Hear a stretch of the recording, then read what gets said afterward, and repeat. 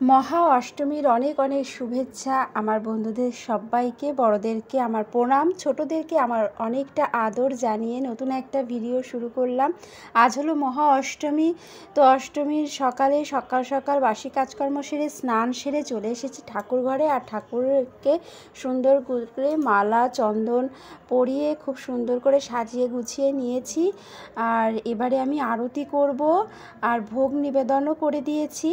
তো এখন আমি আরতি করব, তোমরা দেখতে থেকো, সাথে থেকো।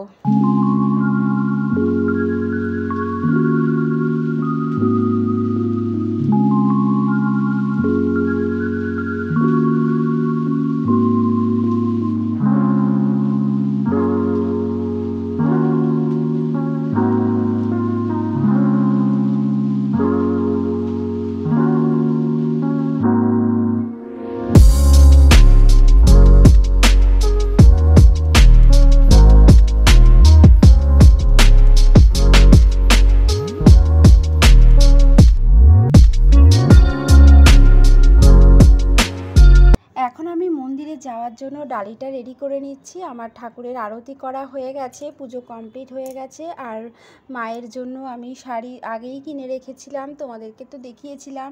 আর শাড়ির উপরে 5টা ফল নিয়ে নিচ্ছি।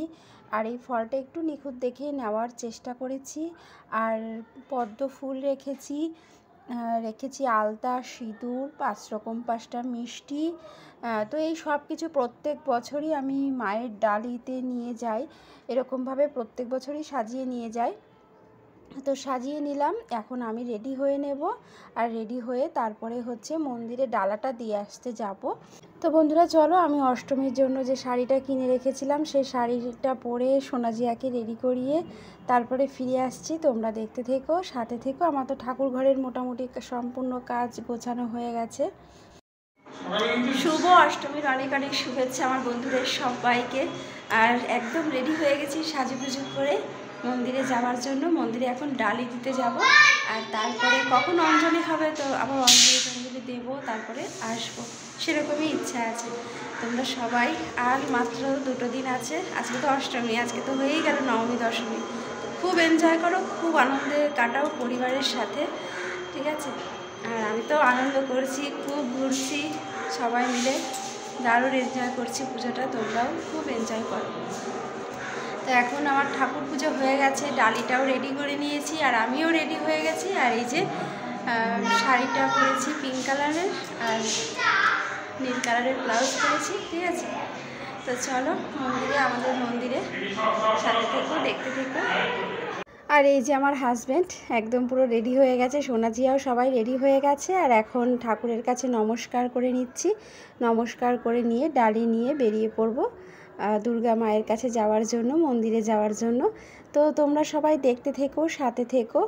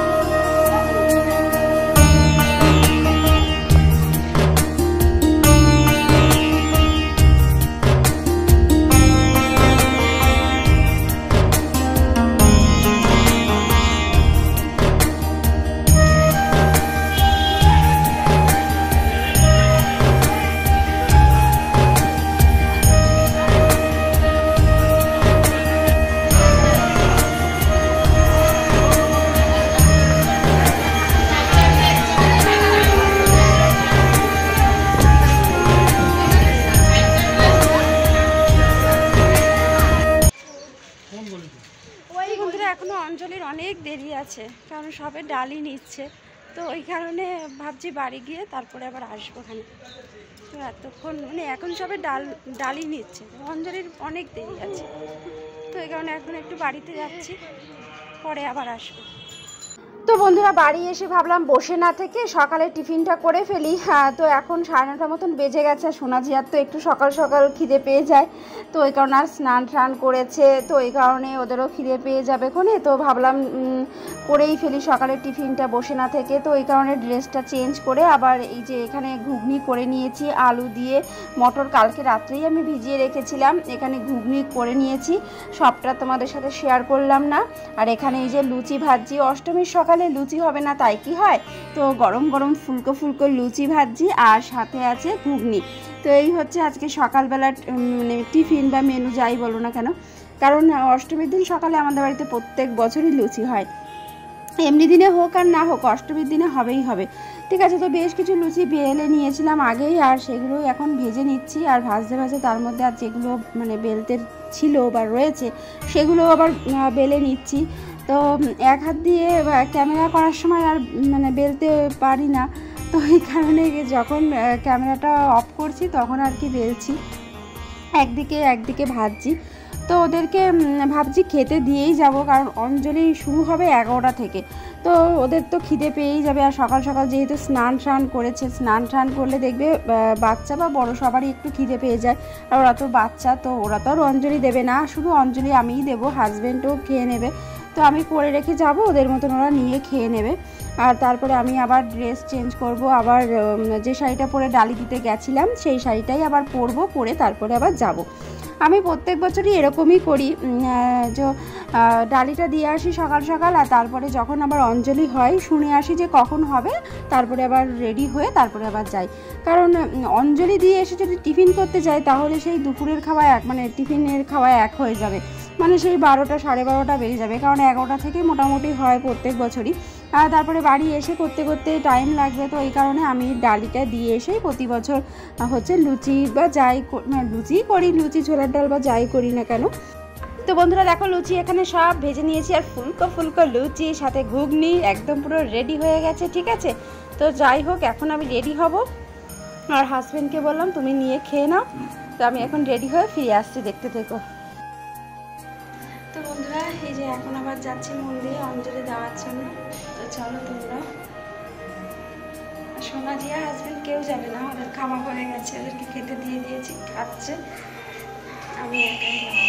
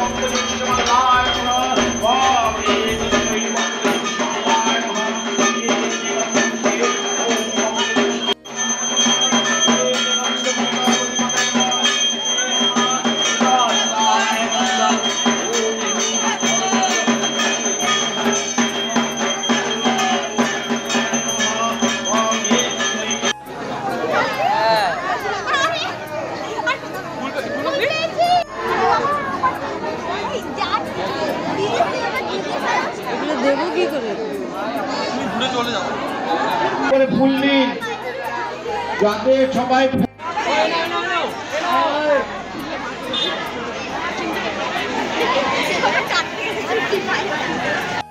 তো বন্ধুরা দেখো অঞ্জলি টঞ্জলি দিয়ে চলে আসলাম, ঠিক আছে এখন খাবো, তো চলো তোমাদের সাথে আবার পরে দেখা হবে, তোমরা দেখতে থেকো, সাথে দেখো। তো বন্ধুরা এখন বাজে দুপুর 12টা, আর আজ তো অষ্টমী, আজ আমাদের বাড়িতে কিন্তু প্রত্যেক বছরই নিরামিষ রান্নাবান্না হয় আজকের দিনে, সে যে বাড়ি পড়ুক না কেন। তো আর এখানে দেরাদুন রাইসটা বসিয়ে দিয়েছি, করব হচ্ছে রাইস, ফ্রায়েড রাইস করব।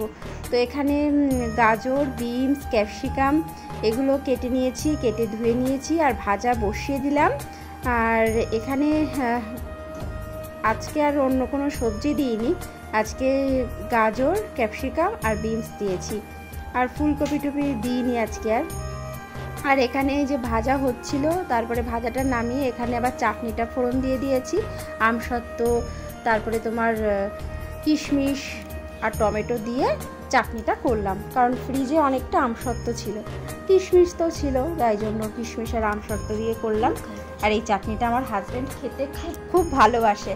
তো চাটনি হয়ে গেছে, আর এই যে রাইসটা মিশিয়ে নিচ্ছি। আর আজকে জানো তো সবশেষে আলুর দমটা করব, কারণ অন্যান্য দিন আমি আলুর দমটা আগে করি আর তারপরে রাইস করি, আর আজকে আমার উল্টো হয়ে গেছে, আজকে রাইসটা আগে করেছি আর রাইসটা এখন ভালো করে মিশিয়ে নিচ্ছি সবজির সাথে, ঠিক আছে। আর ঘি, লবণ, চিনি সব কিছু দিয়ে দিয়েছি। রাইস মোটামুটি আমার মেশানো কমপ্লিট হয়ে গেছে। একটু গরম মশলার গুঁড়ো আর একটু গোলমরিচ গুঁড়ো দিয়েছি, ফ্লেভারটা ভালো আসে। আর এখানে এই যে এখন আলুর দম করছি সবশেষে, আজকে বেশি কিছু করব না।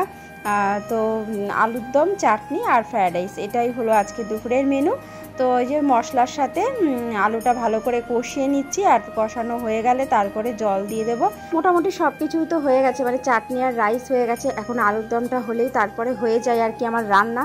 তো একটু উষ্ণ গরম করে নিয়েছিলাম জলটা, কারণ ঠান্ডা জল দিলে না একদমই টেস্ট নষ্ট হয়ে যায়।